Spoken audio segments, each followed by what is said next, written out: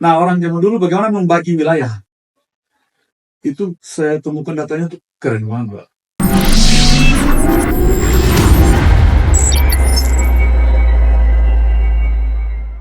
Assalamualaikum warahmatullahi wabarakatuh. Halo Roller, kita ketemu lagi di episode ke-7 History Roll Action. Oke Roller, pada bulan Desember ini kita menyambut hari yang cukup istimewa, yaitu hari jadi Kota Ternate yang ke-774. Karena itu, pada episode kali ini, kita akan ngobrol-ngobrol tentang sejarah Kota Ternate. Bagaimana kemudian Kota Ternate ini terbentuk sebagai kota, dan perkembangan apa saja yang terjadi selama 774 tahun ini. Bersama kita sudah ada Pak Maulana Ibrahim. Beliau ini adalah dosen arsitektur Universitas Khairun, juga penggiat Ternate Heritage Society. Selamat sore, Pak. Selamat sore. Terima kasih sudah mengundang ke studio. Terima kasih. Terima kasih juga atas kehadirannya, Pak. Sudah Sama-sama. kita hubungi dalam waktu yang cukup mepet gitu. Alhamdulillah ada waktunya.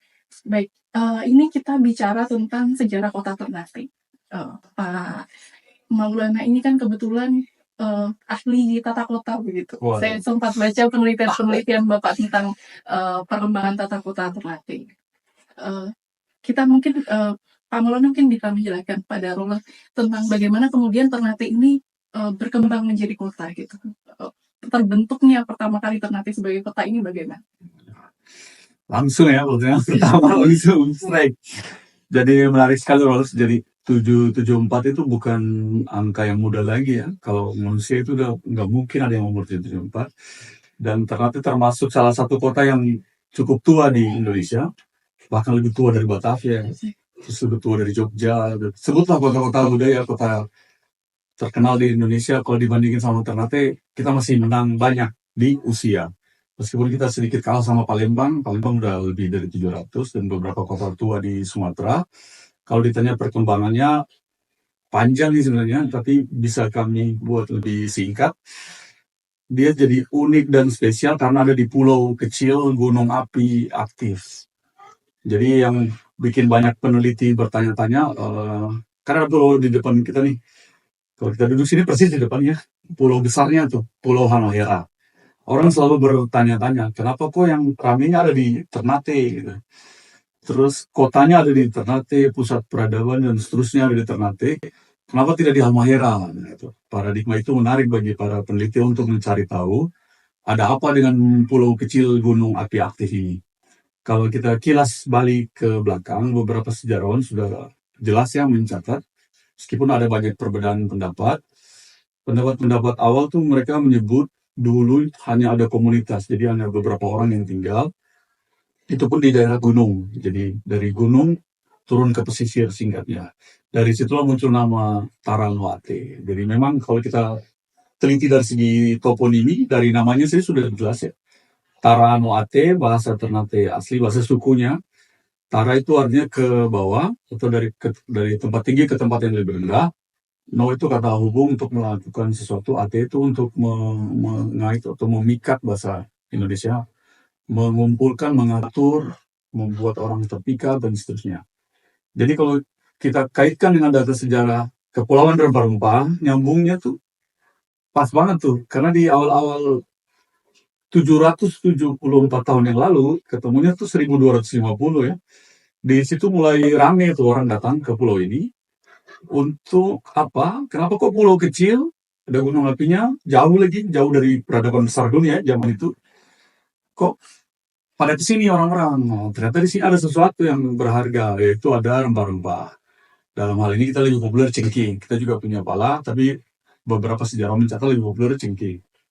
Nah, di 1250 tuh cukup populer cengkeh sampai abad-abad selanjutnya. Jadi ketika kita belajar toponimi, sudah ketemu jawabannya. Taranwate, ke bawah dan memikat atau mengatur, yaitu para leluhur atau orang-orang pendahulu ya kita sebutnya.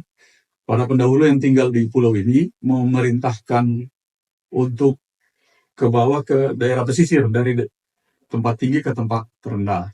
Nah, disitulah mulai terbentuk kota atau masyarakat yang bermukim. Kalau kita lihat definisi kan sudah sangat jelas ya. Jadi di mana ada masyarakat yang bermukim, sosialisasi satu sama lain, ada pemimpinnya dan seterusnya. Kemudian tambah banyak, lama-lama jadi kota. Meskipun awalnya komunitas kecil, dia lambat laun tumbuh jadi kota yang tadinya di Gunung Api malah, kemudian jadi ke pesisir karena menyambut salah satu teori bilang karena menyambut para pedagang rempah tadi. Kemudian teori yang lain bilang awalnya pulau ini kosong, orang-orang dari Halmahera lah yang menghuni pulau ini pertama. Nah kalau kita telusuri jauh ke belakang sebelum 774 tahun, sudah ketemu beberapa teori penyebaran manusia ya. Dalam hal ini manusia rumpun Austronesia, orang-orang berbahasa rumpun Austronesia udah ketemu tuh. Salah satu titik simpulnya adalah Pulau Halmahera. Jadi Halmahera itu pertemuan dari utara ke arah selatan, dan Halmahera dari timur dan barat. Karena kalau kita lihat penyebaran Austronesia itu paling barat sejauh Madagaskar, kemudian paling timur sampai ke New Zealand dan Kepulauan Hawaii. Nah, Halmahera tuh kalau lihat di peta tuh ada di tengah-tengah. Jadi kalau kita bentangkan Austronesia dari Hawaii sampai Madagaskar, di tengah-tengah itu ada Halmahera dan sekitarnya. Dan sekitarnya itu ada Ternate, Tidore, dan seterusnya. Yang jadi tambah menarik, justru peradaban yang cukup terkenal tuh ada di pulau-pulau kecil gunung api aktif ini. Kemudian ada lagi yang mengatakan, sesudah kita diskusi, kenapa kok ramenya malah di pulau gunung api, pulau kecilnya? Karena dia punya cengkeh itu tadi. Jadi ada harta yang harus dijaga seperti itu. Karena ada orang luar yang datang sehingga berbaur mereka. Dan dari teman-teman geologi juga sudah sepakat bahwa karena pulau gunung api aktif itu ada periode letusan yang berkala dan memberi kesuburan bagi tanahnya. Nah kemarin kita coba ngobrol sama teman-teman ilmu tanah juga nyambung. Ternyata debu dan bekas-bekas letusan gunung api itu sangat bagus sekali untuk filter dan peremajaan tanah di pulau itu, sehingga cengkehnya tumbuh begitu subur. Nah yang masih misteri itu kan kita nggak tahu siapa yang nanam cengkehnya tuh. Nah sehingga ketika kita baca data sejarah itu sudah belum terbantahkan bahwa di pulau kecil inilah cengkeh berasal atau endemik cengkeh. Nah gara-gara cengkeh ada peradaban, kemudian ada kota. Karena orang harus diatur. Kenapa diatur? Karena orangnya tambah banyak. Terus yang banyak tuh ada yang menetap di situ, ada yang datang dari luar. Nah, kalau ditanya perkembangannya, cukup panjang ya, 774 tahun, karena dia dihantam berkali-kali oleh gelombang pendatang, dalam tanda kutip, kita sebut pendatang dalam tanda kutip, karena ada orang lokal, ada orang dari luar yang datang. Interaksi orang lokal dan orang dari luar ini yang menarik sebenarnya kalau kita lihat dari keilmuan, karena dia memberi pengaruh satu sama lain. Contoh, kalau kita baca di catatan-catatan awal bagaimana orang bermukim di sini, orang di Ternate itu sudah tinggal di rumah yang ada permadani, misalnya ada kain sutra yang dari India, dari Persia, dan seterusnya. Itu sudah ada di periode awal. Nah itu terbukti bahwa karena ada cengkeh, ada perdagangan, jadi ada sistem barter di situ. Orang dari luar datang membawa produk terbaiknya, ditukarkan dengan produk terbaik di pulau ini, itu cengkeh. Jadi ketika kita meneliti jalur perdagangan, yang pemerintah Indonesia sekarang lagi mulai tambah ramai, dikenal dengan istilah jalur rempah, itu memang nyata kita alami di sini. Karena kenapa kok ada pulau kecil yang lumayan jauh dari peradaban besar? Waktu itu peradaban besar dunia itu ada di Asia Tengah, Asia Selatan, dan Eropa bagian selatan ya. Andalusia, kerajaan-kerajaan besar, Ottoman, dan seterusnya. Tapi kok kita di pulau sekecil ini ada produk yang mereka juga pakai di sana. Mereka ada permadani, ada sutra. Kita di sini juga ada barang yang sama. Siapa yang membawa barang-barang itu ke sini? Itu salah satu bukti ada pertukaran. Bukan pertukaran manusia, tapi pertukaran barang. Jadi mereka membeli cengkeh kita lewat sistem barter. Dan kita menerima barang-barang yang tidak pernah ada yang kita lihat di pulau ini. Itu sudah dicatat oleh sejarawan bahwa memang benar orang-orang Ternate masa itu sudah tinggal di rumah yang ada permadaninya, ada kain sutranya, dan jadi peradaban awal Ternate itu sejak 1200 sudah. 200 itu memang nyata. Nah sesudah kita baca data Belanda belakangan ya, si Belanda baru nulis belakangan itu, Valentin dan kawan-kawan itu, bagaimana kota itu terbentuk dan seterusnya, muncullah angka 1250 gitu. Jadi angka ulang tahun ini juga penting diketahui oleh Roles sekalian bahwa kok umurnya 774, ketemu tahun nolnya tuh dari mana, atau tahun satunya dari mana? Ketemunya tuh dari tahun pertama rajanya naik tahta. Jadi Raja Ternate dicatat dalam sejarah pertama naik tahta 1250 dengan ibu kota yang berpindah-pindah dari gunung ke pantai. Sehingga di situ disebut tahun 0 atau tahun 1. Dan yang menarik lagi tanggalnya tuh. Karena ternyata tanggalnya tidak diambil di tanggal raja naik tahta karena belum ketemu tanggal berapa raja itu kan. Diambil tanggal ketika Portugis keluar dari pulau ini. Jadi ketika Sultan Bagula di 1575 kalau nggak salah, dia berhasil membuat Portugis keluar dari pulau ini, tanggal 29 Desember, itulah disepakati oleh para ilmuwan. Jadi dulu tuh ada seminarnya, di sini, di Kota Ternate, dilaksanakan oleh pemerintah Kota Ternate untuk merumuskan hari jadi Kota Ternate. Dan para ilmuwan itu berkumpul, ada Lirisa, ada Abi Lapian, yang hebat-hebat, sekaliber satu Indonesia, mengumpul di sini, mereka dan ilmuwan lokal yang waktu itu, yang masih muda-muda, mereka merumuskan tanggal dan tahun yang berbeda. Karena ada banyak usulan. Ada Pak Arman Amal yang mengusulkan tahunnya ini, terus ada ilmuwan yang lain mengusulkan tahun sekian, dan mereka memutuskan tanggal 29 itu karena untuk merayakan hari di mana kota atau pulau ini betul-betul bebas dari cengkraman pihak lain yang ingin menguasainya. Belakang ini kalau kita kenal istilah kolonialisme. Jadi tanggal 29 Desember dipilih karena Portugis angkat kaki dari Ternate. Kemudian 1250 dipilih sebagai acuan perhitungan hari jadinya karena di situ raja pertama berkuasa. Kenapa kok diambil kerajaannya? Karena sebelum kerajaan udah pasti ada orang di sini. Karena hari jadi kota. Jadi kota itu kan peradaban. Jadi harus dibentuk dari sistem. Jadi kerajaan itulah yang dipakai. Jadi kalau orang bilang kota Ternate, untuk saat ini ada banyak makna. Karena nama Ternate sendiri tuh kurang lebih ada 3 ya. Dia melekat ke nama pulaunya, Pulau Ternate. Kemudian ke nama kesultanannya, Kesultanan Ternate. Dan terakhir ke nama kota, Kota Ternate. Kalau boleh ditambahkan satu lagi ke masyarakatnya atau orang Ternate. Nah, 4 pendekatan ini atau 4 nama inilah kita sebut, itu beda-beda maknanya. Karena kalau kita bilang kota Ternate, tidak hanya Pulau Ternate, kan ada Pulau Hiri, Pulau Moti, Pulau di Batam 2, maksudnya. Jadi ada kurang lebih 8 pulau ya kalau kota Ternate secara administratif. Kalau kita sebut Kesultanan Ternate, lain lagi ceritanya. Karena ada wilayah kekuasaan yang secara kultural yang bahkan sampai ke Halmahera dan ke utara dan selatan. Terus kalau kita sebut orang Ternate, wah lebih luas lagi nih. Karena kemarin saya baru selesai acara di Sri Lanka tuh, kita ketemu ada data yang menyatakan pernah ada orang Ternate yang bekerja di situ di zaman kolonial di Benteng, di Gale, Benteng Gale tuh. Jadi ada di mana-mana sih orang Ternate ini. Jadi entah dia sebagai perantau, pekerja, atau memang ditugasi oleh Kesultanan masa itu yang berkuasa di berbagai wilayah. Kurang lebih seperti itu. Kemudian yang jadi pertanyaan begini Kak, ini kan tadi Ternate itu kan ada kota, kan Iya. artinya itu kaitannya dengan administrasi pemerintahan pada saat Iya, ini. betul. Terus kemudian Ternate sebagai kesultanan. Kesultanan. Kemudian Ternate secara geografis dia sebagai pulau Ternate. Pulau, Terus kemudian Ternate sebagai menunjukkan suku bangsa begitu mungkin Iya. orang Ternate. Gitu. Iya. Kemudian yang merayakan hari jadi 774 tahun ini yang mana? Menarik. Karena kalau itu kan sebenarnya bentukan pemerintah yang melabeli kota dengan hari jadinya tuh. Karena kota tuh, kenapa kota harus ada ulang tahun coba? Kita pikirkan dulu deh. Kalau kita bahas itu kan panjang ceritanya. Karena kadang-kadang kota tuh dianggap sama seperti manusia, organisme yang hidup. Karena ada orangnya, ada perubahannya, tata letak, arsitektur perkotaannya, lingkungan binaan, lingkungan alam. Jadi dia tuh kompleks dan sangat dinamis. Sehingga kadang-kadang dia diperlakukan sama seperti manusia. Karena itulah dia dikasih label hari jadi. Hari jadi hanya untuk mengenang. Salah satu sih menurut saya, salah satu fungsi hari jadi sebenarnya untuk mengenang bahwa semakin tambah tahun tuh kotanya tuh semakin bertambah sesuatu harusnya gitu. Tambah pengalaman, tambah hikmah dalam melihat dirinya sebagai kota, sama seperti manusia.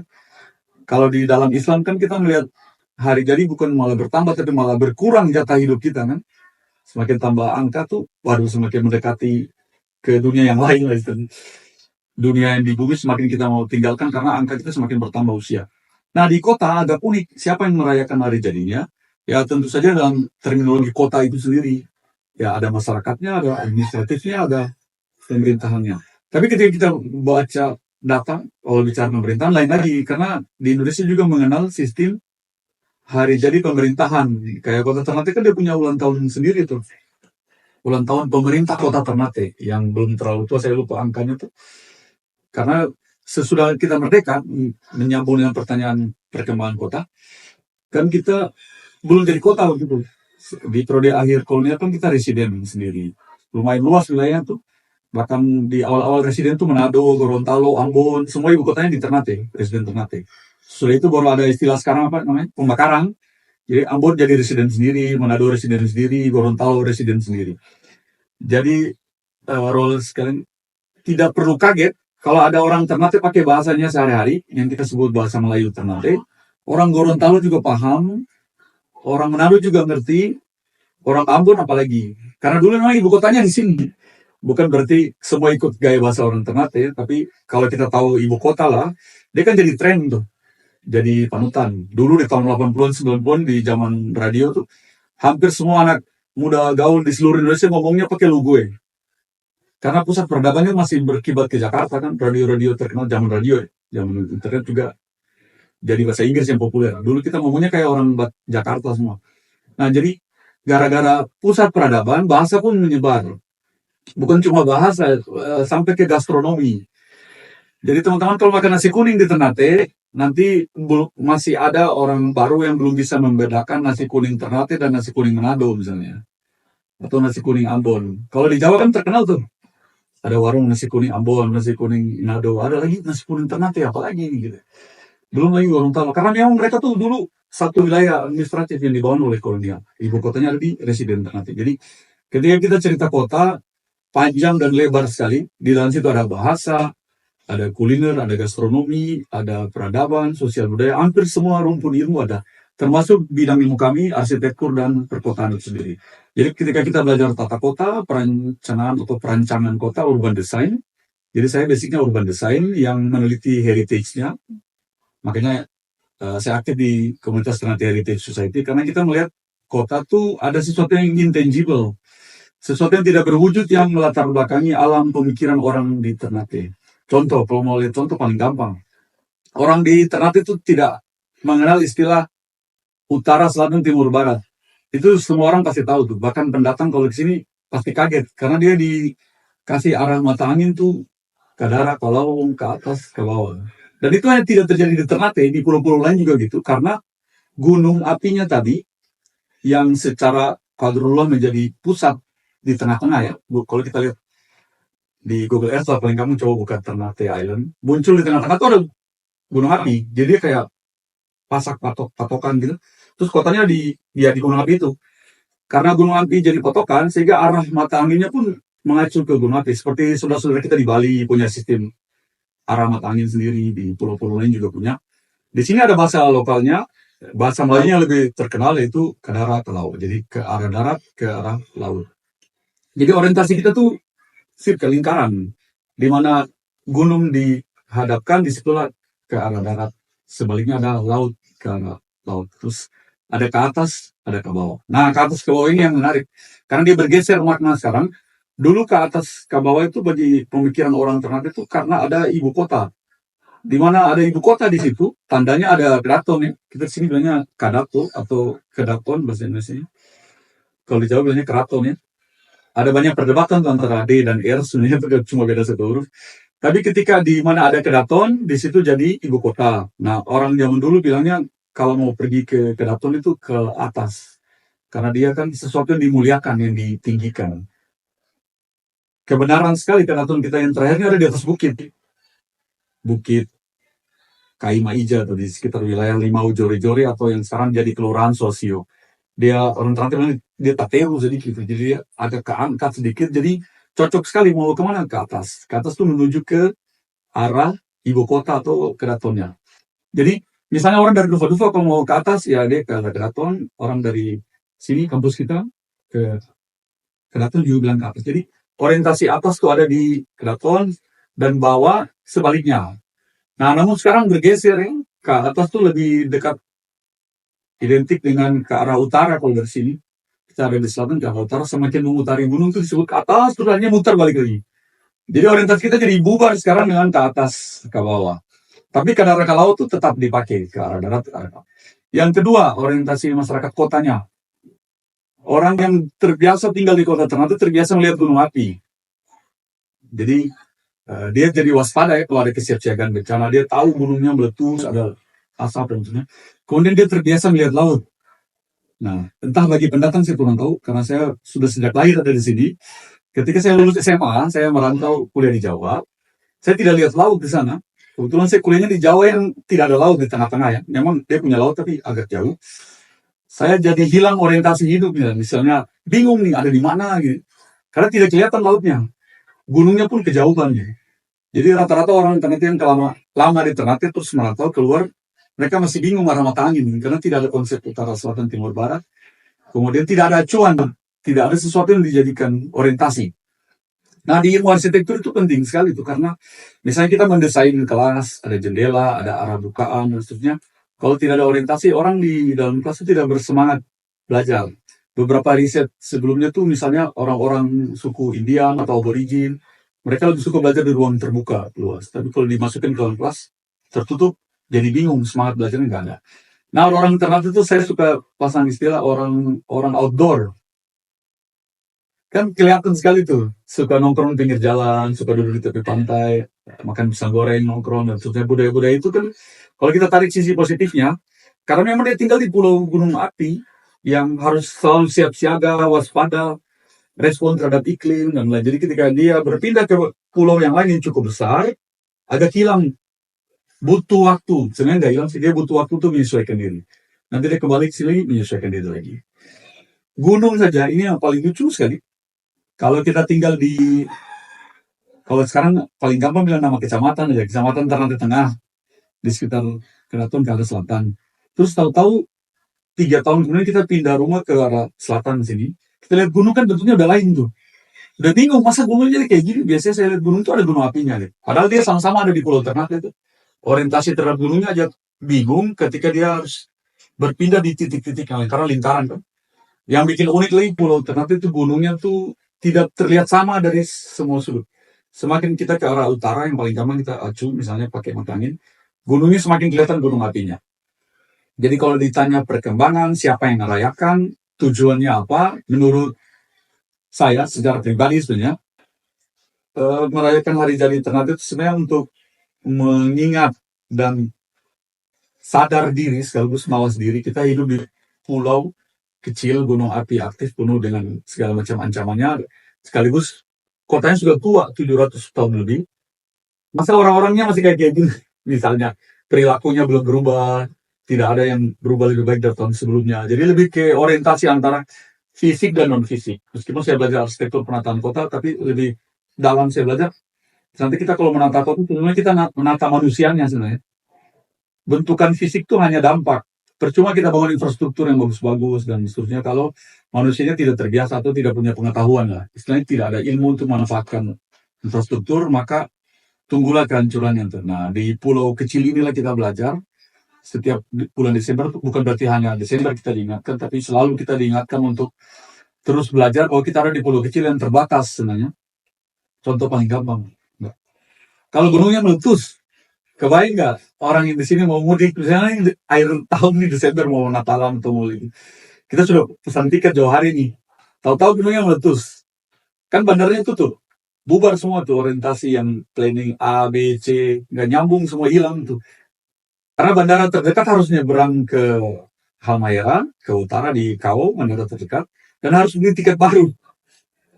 Nah kalau bicara tiket kan lain lagi nih, ini salah satu negeri yang lumayan challenge-nya bagi pariwisata ya, karena orang lebih murah wisata ke luar negeri daripada ke Ternate. Jadi kompleks. Siapa yang merayakan ya semua yang merasa orang Ternate atau tinggal di Ternate atau pernah tinggal di Ternate atau ingin belajar tentang Ternate, mumpung ada momentum hari jadi Kota Ternate ya, di situ kesempatan belajar terbuka. Ini menarik sekali penjelasannya Pak Maulana. Ini kaitannya dengan Pak Maulana kan sudah lahir dan besar di Ternate. Alhamdulillah. Terus kemudian akhirnya mempelajari dan menjadi ahli gitu baru belajar juga. Semakin kita belajar semakin kita nggak tahu sih, karena banyak misteri juga sebenarnya di kotanya. Nah itu Itu yang jadi pertanyaan kami selanjutnya gitu. Apa yang bisa Pak Maulana lihat? Jadi selama 774 tahun ini di wajahnya kota Ternate itu apa saja kemudian yang berubah gitu? Yang kaitannya dengan apa yang menjadi bidang keahliannya Pak Maulana tentang tata kota? Oke, bidang saya kan, saya satunya arsitektur, S2-nya saya lanjut urban design, jadi perancangan kota. Kemudian S3-nya alhamdulillah beasiswa pemerintah, bisa belajar tentang urban heritage dengan pendekatan historik urban landscape. Jadi di teman-teman prodi sejarah kan sangat banyak cabangnya. Salah satu yang saya ambil dari ilmu sejarah tuh data sebenarnya. Kemudian kita kaitkan dengan landscape. Jadi saya belajar landscape perkotaan bersejarah. Nah, ketika saya belajar landscape perkotaan bersejarah di studi doktoral saya, baru saya mulai menghubungkan dan ketemu tuh antara tradisi lisan, antara ilmu pengetahuan yang tertulis maupun tercurahkan lewat gagasan dan dari mulut ke mulut tradisi lisan, dan apa yang terjadi di periode kolonial. Contoh yang menarik untuk kita telusuri lebih jauh, sistem tata pemerintahnya. Dulu kan di pulau ini pernah ada tiga penguasa. Kalau kita belajar sejarah, itu agak unik ya. Pulau bagi roller sebelum ada kebayang, atau bisa di Google sebenarnya langsung tahu tuh. Pulau ini hanya luasnya tidak sampai 100 km persegi. Kalau kita bicara pulau, kita tidak bicara kota. Kota Ternate beribu kotanya ada di Pulau Ternate, dan pulaunya tidak luas sampai 100 km persegi. Hanya 95 atau 98 km. Dia masuk kategori pulau kecil. Terus ada gunung api lagi. Nah, orang zaman dulu bagaimana membagi wilayah? Itu saya temukan datanya tuh keren banget, Pak. Jadi mereka tuh pintar sekali membagi tata wilayah lewat karakter alamnya, landscape-nya. Jadi di Ternate itu ada istilah barangka. Kalau orang Ternate dengar barangka tuh pasti tahu tuh. Atau bahasa Indonesia tuh kali mati kayak. Kali, sungai, tapi nggak ada airnya. Nanti dia ada air kalau ada hujan. Atau yang paling parah, ada letusan gunung api, kemudian ada banjir yang kemarin kita pernah alami juga. Banjir yang membawa material. Baru dia benar. Jadi di pulau kecil ini punya barangka, punya jalur-jalur. Dan kalau kita gambarkan tuh sama seperti orang memotong kue yang bulat dibagi-bagi. Saya ke mahasiswa saya itu suka saya kasih contoh potong pisang coy, satu loyang. Jadi kan ada loyang pisang coy itu pisang yang dikukus. Cara kita membagi pisang itu gimana? Ya di belakang di garis-garis, yang diagonal dan tegak lurus. Dan masing-masing orang akan dapat per bagian-bagiannya, per seperdelapannya atau seperempatnya, tergantung kita mau bagi berapa orang. Nah, ternyata di awal tata kota ini seperti itu. Para penguasa atau orang yang diberi kepercayaan untuk menjaga pulau ini, kan dulu kan beda konsep kota sama sekarang. Mereka membagi wilayah adat atau kekuasaan itu per slice, per bagian-bagian yang dibatasi oleh barangka. Jadi ada wilayah yang namanya Sosio. Di situ ada ibu kota yang bermukim 9 klan utama, kemudian ada Chin, ada Heku, ada Sangaji. Nah, 4 wilayah spasial ini dibagi berdasarkan barangka. Di situ kita ketemu ilmunya. Ternyata orang zaman dulu tuh tidak perlu matematika yang kita zaman sekarang, harus ngukur, bagi luas, kurang tambah, meter persegi. Dia cukup lihat fenomena alam aja. Di situ dia menentukan batas-batas. Memang di tempat-tempat lain juga ada, banyak sekali ibu kota kerajaan yang lain. Keratonnya tuh atau istananya tuh terletak di antara sungai gitu. Kan mereka selalu mendekati sumber kehidupan. Nah, di sini juga demikian. Alhamdulillah pulau kita dianugerahi mata air yang banyak sekali. Pulau gunung api aktif, bebatuan secara geologis, tapi punya sumber air yang banyak. Jadi yang kami belajar pertama tuh bagaimana orang zaman dulu membagi wilayah. Sangat dalam tanda kutip demokratis lah. Jadi tidak ada yang iri satu sama lain karena ada dispensasi. Kalau wilayah perbarangkanya agak kecil, dia punya dispensasi ini. Dan rata-rata tuh hampir sama tuh antara Chin, Heku, Sangaji, dan Sosio. Kemudian yang kedua, kita banyak belajar toleransi di sini. Ketika pulau ini pernah dihuni oleh 3 penguasa besar di 1600-an, 1606 sampai 1667 tuh ada Spanyol di sini, di wilayah Barat Laut atau Barat Dayan. Kemudian di wilayah timur tuh ada VOC. Timur ke utara sedikit sih, timur laut tuh ada Kesultanan Ternate. Jadi kita ada 3 penguasa di sini. Memang tensinya cukup tinggi waktu itu karena ada 2 yang berkongsi mau melawan satu si Spanyol. Akhirnya Spanyol keluar, tinggal 2 berkongsi, bermitra, berdagang. Kembali lagi ke rempah-rempah tadi. Tapi yang kita pelajari di sini sebenarnya sistem kemitraan.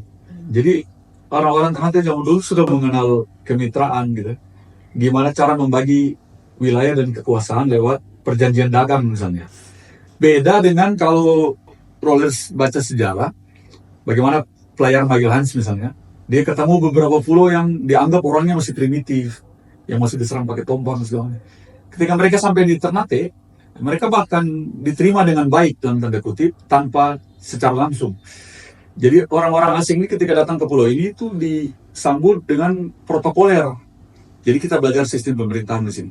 Tata aturan. Jadi kapal-kapal pedagang itu tuh tidak langsung bisa merapat karena dia ada di laut dulu, harus diperiksa, diinspeksi. Mereka benar-benar datang dengan maksud tujuan, baru dipercaya, dibuat perjanjian. Jadi orang sini tuh kalau kita belajar sejarah kota sangat berlandaskan sesuatu dengan perjanjian dan itu ditulis. Nah sayangnya banyak kita sekarang selalu menganggap kita kekurangan data tulisan, kekurangan ini, padahal data-data tertulis itu cukup banyak. Salah satunya perjanjian antara Kesultanan Ternate dengan VOC sehingga diizinkan bangun benteng Oranye dan seterusnya. Jadi dari sejarah kota kita belajar, oh orang zaman dulu tidak pelit ya, tidak apa orang sekarang bilang tuh, tidak egois untuk mau membagi dirinya dengan yang lain dalam hal bisnis. Jadi ini sebenarnya kota bisnis nih. Sejak dari awal dia terbentuk jadi kota, dia adalah kota bisnis dan kota dagang yang secara geografis ada di pesisir. Karena bertemu antara orang luar dan orang dalam. Bahasa kasarnya orang dari luar pedagang tuh tidak perlu harus manjat gunung ketemu rajanya, tapi rajanya yang turun ke pesisir. Nah ini dimaknai macam-macam. Teman-teman antropologi, sosiologi memaknai lain. Kami dari perancang kota memaknai mereka tidak egois untuk membuat kotanya jadi nyaman bagi siapa saja. Dan itu terbukti ketika kita mewawancara pebisnis yang zaman sekarang, sesudah 700 tahun lebih, banyak sekali orang yang awalnya datang tuh dalam keadaan susah payah di Ternate, buka kios, warung kecil-kecil dan seterusnya. Sekarang lama-lama beli rumah tetangganya lagi sebelah, anaknya bisa kuliah di luar yang sukses, balik lagi jadi pengusaha yang lebih sukses lagi. Nah kalau tanya anak muda sekarang, kemarin saya baru ketemu tuh, ada pengusaha-pengusaha dari Jawa, sebutlah langsung. Karena kemarin saya nongkrong sama mereka, dan saya kaget, ternyata mereka tuh generasi kedua, atau orang Jawa yang datang merantau ke sini yang belakangan, bukan yang dulu. Kita juga punya prodi Jawa di Kesultan. Anaknya lahir di sini, besar di sini dalam segala kondisi terbatas, kemudian merantau ke Jawa, balik, bikin usaha baru, jadi sukses di sini. Nah itu sebenarnya sejarah yang berulang. Dulu kita punya orang-orang seperti itu, orang-orang dari Jawa, dari Bugis, dari Makassar, dari Melayu, diizinkan oleh Sultan datang ke sini untuk berdagang. Bahkan diberi sebidang lahan untuk bermukim, diizinkan istilahnya. Nanti sesudah ada kolonial baru dikampungkan. Mereka tuh di koloni, kampung, bahasa Inggris itu dikumpulkan per blok berdasarkan etnis. Lahirlah kampung Makassar, kampung Cina dan seterusnya. Tapi jauh sebelum itu mereka sudah ada di sini dan diizinkan untuk bermukim dan saling bertukar satu sama lain, barter. Jadi dari pelajaran tata kota Ternate kita belajar toleransi dan bagaimana orang menghargai dan saling membutuhkan satu sama lain. Karena di teori-teori sosial memang terbukti orang kalau ada di pulau kecil dia tidak bisa egois. Karena tidak semua sumber daya hidupnya ada di pulau itu. Misalnya sekarang kita lihat kota ini sangat bergantung sumber daya yang lainnya tanda kutip dari pulau lain. Jadi harus dibawa ke sini baru orang Ternate bisa menikmati. Contoh di sini nggak ada sawah. Kita mau makan nasi berasnya datang dari luar. Sebutlah banyak sekali di sini yang nggak ada. Tapi kita juga punya sesuatu yang orang luar butuh, yaitu harmoni dalam hidup, toleransi. Jarang sekali dulu memang ada imbas kerusuhan dari Ambon, tapi cepat pulih dia, kotanya cepat berbaur. Tidak pernah ada isu pribumi dan non pribumi di sini misalnya orang diusir gara-gara non pribumi dan sebagainya. Alhamdulillah sampai sekarang kota ini masih aman dengan isu pribumi dan bukan pribumi. Kemudian di pasar meskipun banyak persoalan di ketika tata ruang di pusat kota, tapi alhamdulillah masih aman-aman saja. Tapi bukan berarti aman terus kalau pemerintahnya tidak menata pasarnya dengan baik. Karena kesempatan berdagang juga sangat berisiko tinggi kalau tidak diatur. Pemain-pemainnya atau yang menguasai ruang kota itu muncul masalah konflik kota yang baru. Nah, alhamdulillah di usia 774 kota ini masih aman, meskipun banyak PR-nya nih. Kalau mau dibahas kayaknya nggak bisa habis waktu kita kalau PR kota ini. Oke Pak, ini kaitannya dengan Ternate dulu dan kini. Yeah. lagi-lagi kita kaitkan dengan keahlian Pak Maulana gitu di bidang arsitektur gitu. Apakah ada teknologi atau pengetahuan dari masa lalu yang barangkali masih terpelihara atau mungkin hanya dalam ingatan begitu, yang masih relevan gitu pada saat ini di kota Ternate ini? Oke. Karena awalnya saya belajar arsitektur, jadi yang saya lihat pertama rumah-rumahnya dulu, bukan penataan rumahnya. Tapi ketika saya lihat rumahnya, masuk sampai ke konstruksinya. Di Ternate itu ada rumah konstruksi kayu, tapi sebelum itu ada bambu, dan ada yang berbahan dari pelepah sagu, jadi kombinasi. Yang belakangan ini yang tertinggal di kota ini hanya yang rumah kayu, atau orang Ternate bilangnya vala kancing. Nah, memang cukup populer di kalangan akademisi dan masyarakat Ternate. Tapi yang orang banyak lupa dari vala kancing adalah rumah ini sangat adaptif. Dia sangat menyesuaikan dirinya di mana dia berada dalam bidang apapun. Yang paling menonjol adalah konstruksinya. Jadi dia makanya disebut vala kancing. Vala itu bahasa Ternate artinya rumah. Kanci, ada yang bilang kancing, itu ya ini dikancing seperti kita memasukkan kenop ke lubangnya. Jadi kayu-kayu itu tuh bersambung satu sama lain dan tidak kaku. Kenapa harus begitu? Karena mereka waktu itu sadar dia membangun di atas gunung api. Kembali ke cerita pertama tadi, pulau gunung api aktif, pulau kecil gunung api aktif. Jadi teknologi yang kita pelajari yang secara sehari-hari kita anggap biasa adalah bahwa ternyata orang Ternate secara terstruktur membangun rumahnya, contoh vala kancing, yang adaptif terhadap getaran atau dalam hal ini gempa bumi. Karena sesudah kita lihat data BPBD dan forum PRB, kemarin kita sempat diskusi juga, bahaya nomor satu yang paling mengancam di Ternate itu gempa bumi. Baru letusan gunung api. Karena letusan gunung api itu berdampak, ada banjir lahar dingin, ada debu, ada awan panas, dan seterusnya. Tapi bahaya yang paling sering terjadi itu gempa bumi. Dan rumah-rumahnya tuh teknologi sudah sangat ramah gempa bumi. Jadi bukan teknologi tahan gempa ya, tapi lebih ke ramah gempa. Jadi ketika ada gempa, rumahnya ikut bergoyang gitu. Secara kasat mata atau apa, secara awam lah kita bilangnya rumahnya bergoyang. Padahal rumahnya itu sedang mentransfer energi dari bumi itu. Jadi mulai dari pondasi ya. Pondasinya tuh pondasi umpak batu. Jadi rumah kayu itu sebenarnya hanya disusun di atas batu. Tidak di semen seperti rumah-rumah sekarang. Jadi ketika ada goyangan bumi, permukaan bumi dari bawah bergoyang ke atas. Ini sangat geologis ya. Kemarin saya dapat ilmu dari teman geologi. Dia menyalurkan energi ke atas, ketemu batu dulu, mulai meredam, baru ketemu kayu.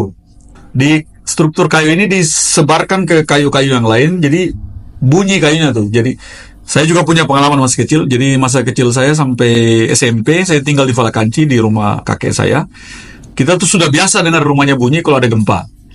Jadi kalau ada gempa rumahnya krek, kayunya sedang menyesuaikan diri. Jadi dia sebenarnya sedang mentransfer energi goncangan itu ke sana, ke atas, ke bawah, kiri, kanan. Teman-teman teknik sipil sangat berhutang ilmu ke rumah ini sebenarnya. Kalau kita di arsitektur kita pelajari konstruksi dan layoutnya. Layoutnya kan lurus-lurus tuh, pintu depan lurus, ketemu kamar kiri kanan, lurus lagi ketemu dapur belakang. Nah dalam ilmu mitigasi ini desain rumah yang tidak neko-neko ini, yang simple, karena kalau ada bencana larinya keluarnya gampang. Kalau kita ketemu rumah orang sekarang ya, mohon maaf ya, ada yang terlalu ribet gitu, keluarnya harus belok kiri belok kanan baru ketemu pintu depan gitu. Nah rumah orang Ternate zaman dulu, begitu juga dengan pulau-pulau lainnya di Tidore, di Moti, makin harinya berimbas. Layoutnya sangat sederhana, mendekati simetri, bahkan ada yang sangat simetris, lurus, gampang menuju pintu keluar, dan konstruksinya sangat ramah dengan goncangan dalam hal ini gempa bumi. Kemudian atapnya juga menyesuaikan diri dan termasuk dindingnya. Dindingnya tuh sangat ringan sekali. Jadi kita sekarang pakai batako dan beton ya. Dulu mereka hanya pakai anyaman bambu. Kemudian dikasih plesteran kapur. Jadi dia berkembang sesuai teknologi. Ada yang tipikal pakai pelepah daun sagu, kita bilangnya gaba-gaba. Gaba-gaba itu kan kayak sponge tuh. Siang dia bisa menyerap panas, malam ketika dingin dia menyalurkan panas. Jadi sangat fisika di situ sebenarnya di rumah orang Ternate. Di arsitektur ada mata kuliah fisika bangunan. Jadi anak-anak arsitektur kita ajarin kalau belajar fisika bangunan, jangan mencontoh bangunan yang jauh-jauh. Lihat aja rumah rumah-rumah tua atau rumah lokal di Ternate. Belajarlah bagaimana dinding gaba-gaba itu menyerap panas di siang hari dan menyalurkan pelan-pelan di malam hari. Atau dinding anyaman bambu yang tadi. Belakangan baru kita kenal istilah dinding bernapas. Wow, dindingnya bisa bernapas. Karena ternyata udaranya tuh bisa keluar masuk sepoi-sepoi pelan-pelan tanpa harus kita pakai AC. Jadi sudah sangat nyaman di rumahnya. Meskipun belakangan sesudah kita teliti sudah tidak nyaman lagi. Karena plafonnya pendek, terus atapnya seng, dan tetangganya tambah banyak. Nah, alhamdulillah jendelanya juga banyak. Rumah-rumah itu tuh masih ada sampai sekarang. Karena jendelanya banyak, dia tinggal membuka dirinya aja, membuka jendela, udara sudah sangat keluar masuk. Jadi rumah yang ratusan tahun itu sangat menyesuaikan diri. Teknologi yang arsitekturnya tuh sangat, pokoknya keren lah kalau kata anak sekarang. Beradaptasi di mana dia dibangun. Materialnya juga sangat lokal. Di plester pakai kapur yang batuan karst, bahasa Indonesia gamping. Di Ternate ada teknologi kalero, bagaimana batu karang atau batu apung karang mati itu dibakar, diambil serat karbonnya, dicampur dengan getah pohon, kemudian dengan air, dengan pasir, kemudian bisa bikin plesteran, merekatkan batu bahkan benteng-benteng kolonial yang tua-tua tuh 200, 300, 400 tahun tuh masih berdiri kokoh sampai sekarang gara-gara ada lapisan yang proses kalero tadi. Dan disitulah teknologi lokal yang kalau di kementerian kita kan ada pemajuan kebudayaan ya. Salah satunya adalah teknologi tradisional atau teknologi lokal pemanfaatan. Ya, di sini punya teknologi bahan bangunan dan arsitektur lokal. Kemudian kalau tata kotanya tidak ribet ya, karena pulau gunung api, gunungnya ada di tengah, berbentuk linear, lingkaran, mengelilingi, terus ada garis-garis sumbu tadi. Sehingga di 2012 kami pernah melakukan workshop Historic Urban Landscape, bagian dari studi doktoral saya. Kami merekomendasikan garis jalan yang menuju gunung itu harus tetap terjaga pandangannya, view-nya. Jadi sekarang kan banyak beredar informasi hoax nih ceritanya. Jadi kalau beredar di WA grup, gunungnya meletus, kan belum tentu orang percaya tuh. Bisa ada foto gunung yang dari zaman kapan di-upload. Tapi kalau ada jalan yang lurus mengarah ke gunung, semua orang dengan mudah bisa melihat ke gunung dan mengecek langsung. Pengamatan visual juga penting ya. Nah, alhamdulillah di kota ini dibangun di awalnya tuh seperti itu. Ada garis jalan yang melingkar, ada garis jalan yang dari gunung ke laut. Jadi bahasa yang tadi tuh, ke atas ke bawah, ke darat ke laut, itu jalan itu sebenarnya juga ada. Jadi orang Ternate kalau nggak ada lagi gabut tuh, nggak ada kerjaan, udah ke atas ke bawah, ke darat ke laut. Itu makna yang orang sedang menikmati kotanya yang sedang gabut. Tapi makna mitigasinya kuat. Dia bisa mengontrol satu sama lain. Jadi tata kotanya memang dari awal, sadar maupun tidak sadar, ketika kita belajar mitigasi, pulau ini sudah mengajari kita bangunannya, tata kota, ruas-ruas jalannya sudah mengajari kita bahwa kita tinggal di pulau yang harus siap siaga. Sewaktu-waktu harus bisa keluar atau bisa menepi atau istirahat sejenak, atau dalam tanda kutip keluar bahkan dari pulau kalau ancamannya sudah sangat berisiko tinggi. Itu beberapa teknologi tradisional dan prinsip membangun kota pulau gunung api yang kami pelajari. Dan masih banyak lagi sebenarnya yang belum kita temukan. Makanya kalau dibilang ahli, saya juga agak minder nih, karena kita sedang belajar sebenarnya apa yang ada di pulau ini yang kita pelajari, dari teknologi material, bahan bangunan, tata letaknya, belum sampai ke filosofinya lagi. Itu lebih dalam lagi. Kita perlu gabung jurus dengan teman-teman ilmu budaya nih untuk memaknai filosofi rumah, pemukiman, dan pembangunan di Ternate. Sejauh mana warisan pengetahuan ini dikembangkan dan diterapkan saat ini? Ya, menarik. Hidup. Ini menarik pertanyaannya. Dulu di Ternate sistem pembelajaran tuh ada, kita kenal istilah pangaji. Jadi kalau di Jawa tuh ada pesantren, di sini ada pangaji. Jadi orang berguru ke gurunya. Di sini ada banyak level guru. Salah satu yang saya masih ingat tuh ada sebutan Jo Guru. Atau kalau bahasa Indonesia Tuan Guru.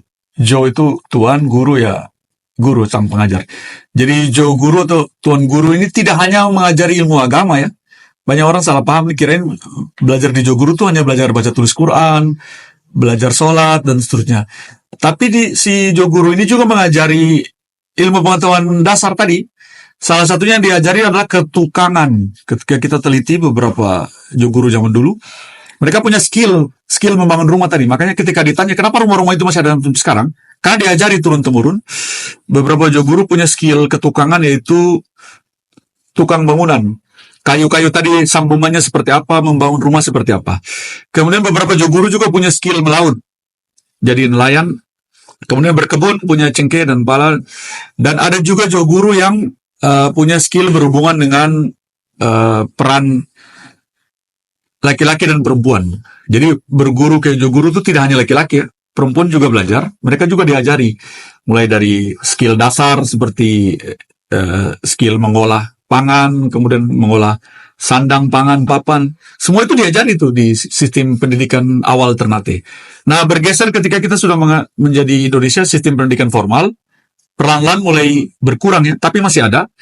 Jadi saya masa kecil pun saya pun ngajinya di kayak semacam sistem pangaji gitu. Dan kita sewaktu-waktu tuh disuruh bawa ini, belajar ini, merangkai ini, membuat ini. Kalau teman-teman di pulau lain lebih keren lagi tuh, misalnya yang masih sangat tradisional, misalnya di Kepulauan Halmahera atau yang lain.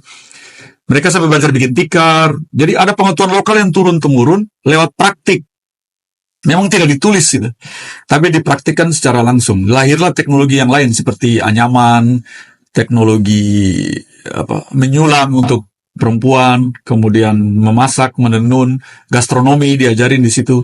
Pengetahuan ini yang beberapa jurnal sudah menulis tuh sistem pengajinya sangat kuat. Jadi belajar dunia dan akhirat. Karena mereka percaya sesudah Islam masuk tambah kuat lagi, untuk mencapai kebahagiaan hidup di dunia harus lewat ilmu. Untuk sampai sesudah dunia akhirat harus ada ilmunya. Untuk mau bahagia dunia akhirat harus kuasai ilmunya. Dan orang di sini sangat menghargai orang yang punya ilmu. Terbukti kalau mau tahu buktinya tuh. Kalau Rollers pernah lihat orang di sini ada ritual tahlilan ya, atau baca doa tuh. Orang Jawa juga tahu tahlilan. Yang bisa duduk di porsi-porsi penting tuh. Di sini ada istilahnya kepala meja tuh. Meja aja punya kepala tuh. Kalau kita lihat meja kan kotak nih. Kok bisa ada istilah kepala meja ya? Nah, karena itu tempat yang dimuliakan, yang bisa duduk di bagian situ yang disebut kepala meja. Itu hanya 3 level aja. Pertama joguru, dan tentu saja dia guru yang orang yang berilmu. Kedua orang yang sudah pernah haji, atau Pak Haji atau yang punya strata sosial. Ada 4 sebenarnya. Ketiga orang dari pihak kesultanan yang punya hierarki, yang tadi ya kepala kampung, atau perwakilan sultan di daerah, ada Fanyira, Sangaji, Mahimo, dan seterusnya. Nah, belakangan ini keempat, ada tambahan itu orang yang punya ilmu, yaitu Pak Guru. Pak Guru itu maksudnya guru yang formal. Mereka juga dimuliakan. Dulu kita di sini kan mengaruh bahasa Melayu tuh. Kalau laki-laki kita bilangnya engku. Pasti teman-teman di dunia Melayu sangat familiar istilahnya. Kalau perempuan kita bilangnya enci. Jadi saya zaman SD dulu guru laki-laki saya panggilnya engku. Dan mereka tuh dimuliakan kalau ada tahlilan. Duduknya tidak persis di kepala meja, tapi mendekati kepala meja. Karena orang berilmu di sini didengar dan dihormati. Nah, sampai kapan? Wallahualam, kita nggak tahu. Tapi masyarakat aslinya memang seperti itu.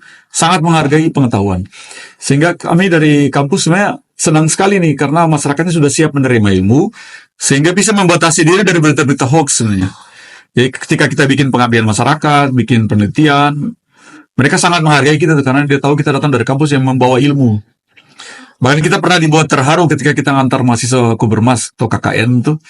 Waktu itu saya jadi DPL atau pendamping di desa, waktu itu masih desa Dusun Tongole, kemudian dia jadi kelurahan.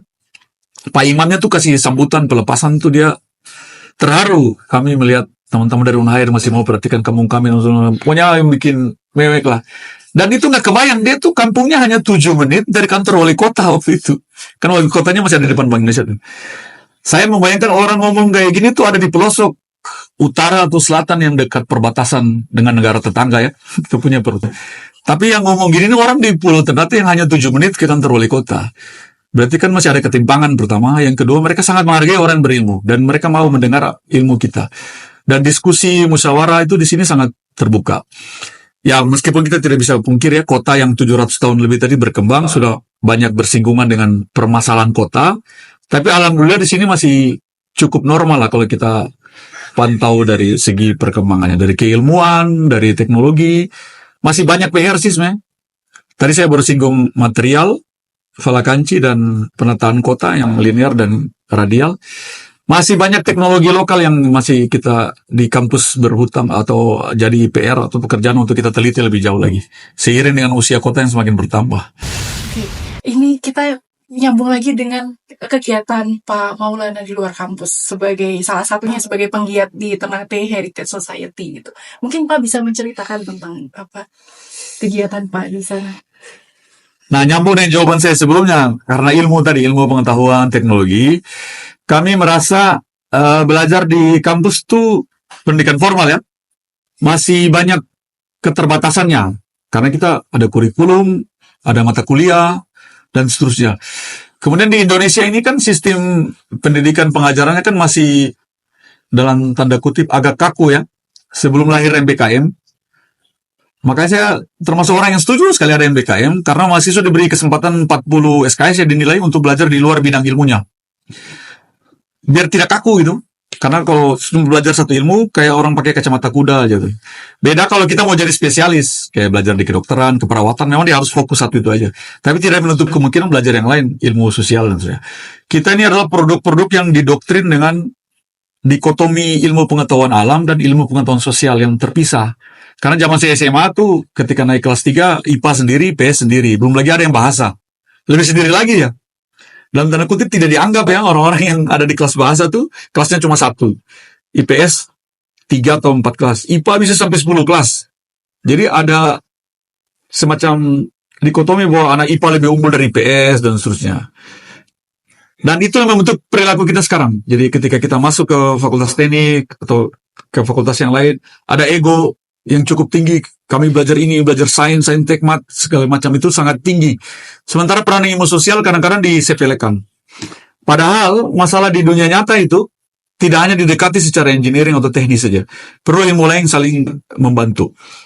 Nah, kenapa kami tidak puas belajar di kampus? Karena kurikulum kita masih sangat terbatas, sehingga kami mencoba cari format baru, belajar di luar kampus tanpa meninggalkan kampus. Jadi saling mengisi. Sehingga di 2007, 2008, saya coba bawa mahasiswa keluar kelas, kita belajar di lapangan istilahnya. Waktu itu kita bawa ke keraton, ke benteng-benteng, karena basicnya anak arsitektur harus diperlihatkan langsung biar dia paham.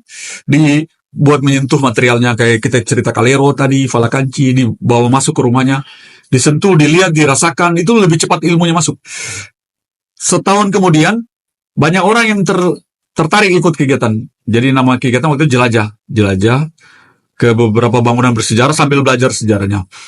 Meskipun kami hanya fasilitator, tapi kita berusaha mempertemukan orang yang punya ilmu dengan orang yang haus ilmu di lokasinya langsung.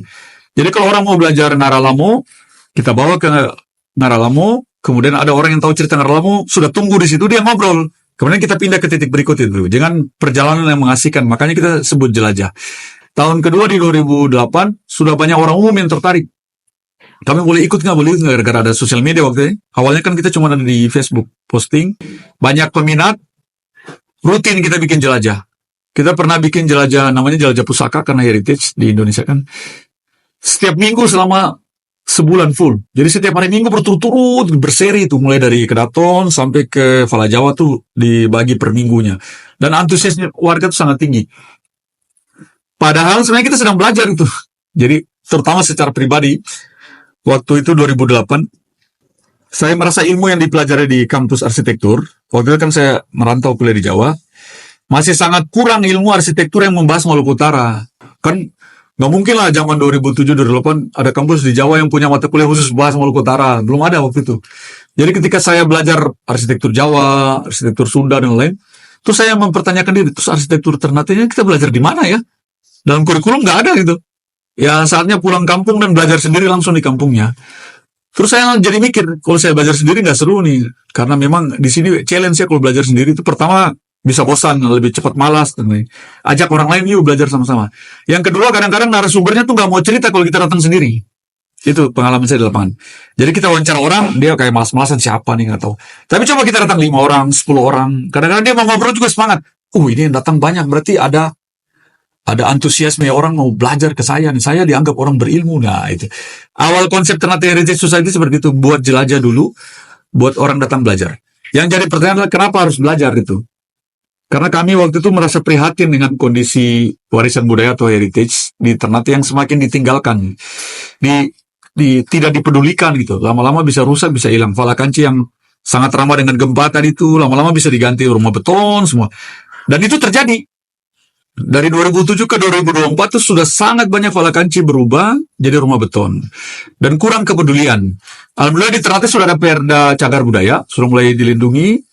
Meskipun belum tegas, belum menyatakan rumah ini. Kalau di Jawa kan di beberapa kota besar, di Jogja, di Bandung, Denpasar, sudah ada plangnya, sudah dinyatakan rumah ini sebagai cagar budaya. Di sini belum sampai ke level itu, kita sedang berjuang lewat juga kampus, Universitas Hairun, ikut ambil peran, kemudian teman-teman komunitas, salah satu Ternate Heritage Society, dan alhamdulillah ada perda cagar budaya. Tinggal kita kawal untuk perbangunan yang dilindungi. Kurang lebih seperti itu sih perjalanan Ternate Heritage Society itu awalnya belajar supaya kita punya 3 kata kunci.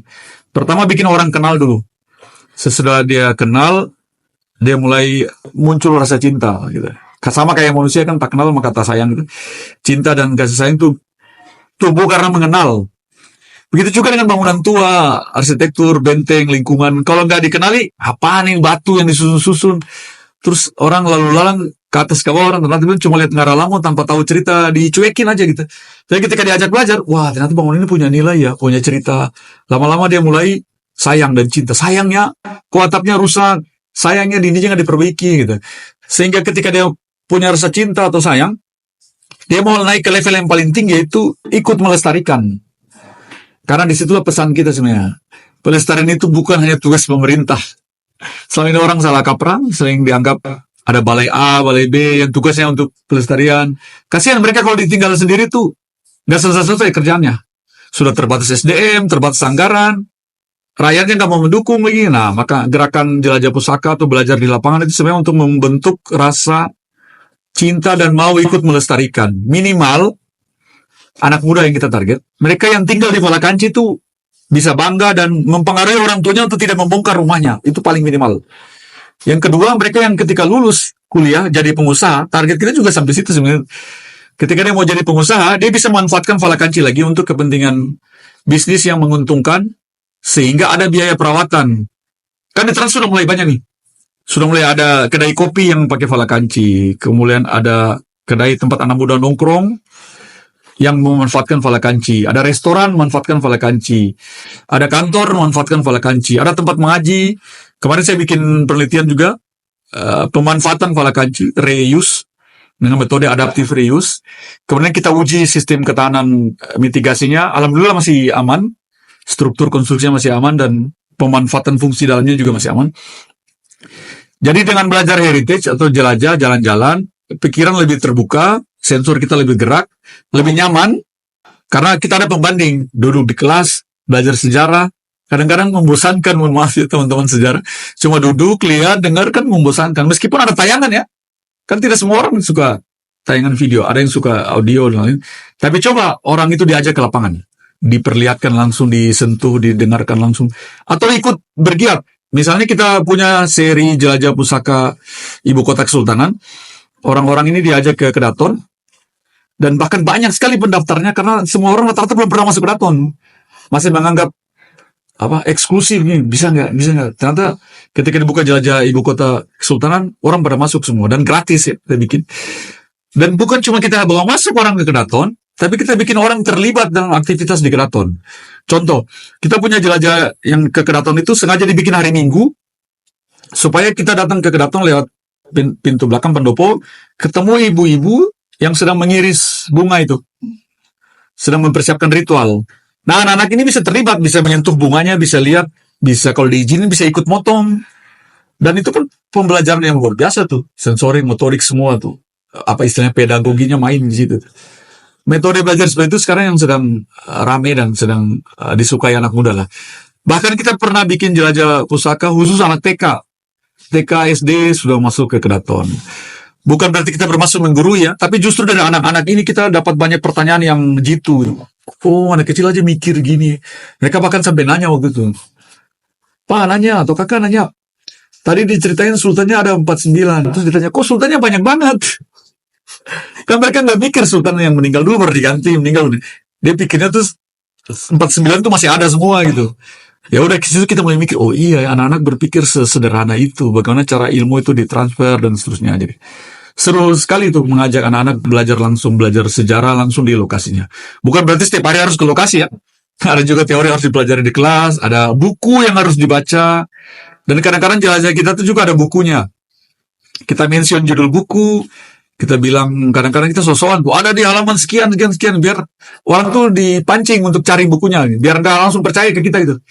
Apa yang kita obrolin kan lebih ke storytelling sebenarnya. Bagaimana sejarah kita kemas lewat storytelling, tapi orang juga dipaksa untuk mau baca bukunya. Kenapa? Karena kita hidup di zaman yang serba cepat nih, lewat berbagai macam aplikasi yang tidak perlu saya sebut judulnya tuh. Scrolling tuh terlalu cepat melihat informasi. Coba kembali ke buku. Lihat satu halaman per halaman, dibaca, dibolak-balik, itu seru sekali. Imajinasi kita bermain tuh ketika lihat data sejarah. Saya aja waktu itu yang masih belum paham sejarah, apa yang arsitek kan cuma gambar, desain, tiba-tiba baca sejarah sangat membosankan. Tapi ketika kita diceritain, rumah orang Ternate sudah menggunakan alas permadani terlalu, bayangan kita jauh ke belakang. Imajinasinya muncul gara-gara baca buku. Kemudian kita praktekkan lihat ke lokasi, ketemu batunya aja. Kenapa batu ini bisa bertahan selama ini disusun? Kita udah jadi kayak orang arkeolog gitu. Jadi kita bisa bermain peran sebenarnya lewat sejarah.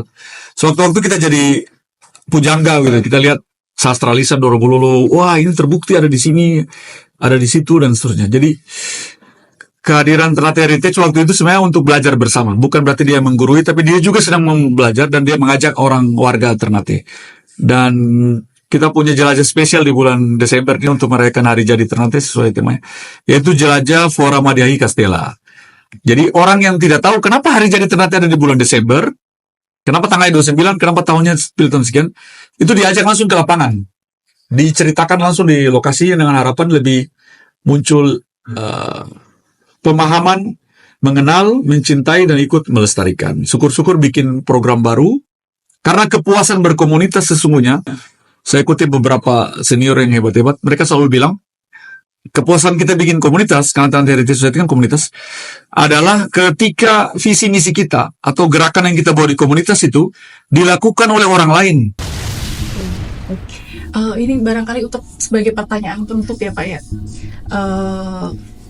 Setelah 774 tahun gitu, kota Ternate hidup gitu, apa pesan Pak Maulana untuk generasi muda saat ini kaitannya dengan penjagaan warisan, penjagaan dan pengembangan warisan budaya dan pengetahuan di kota Ternate?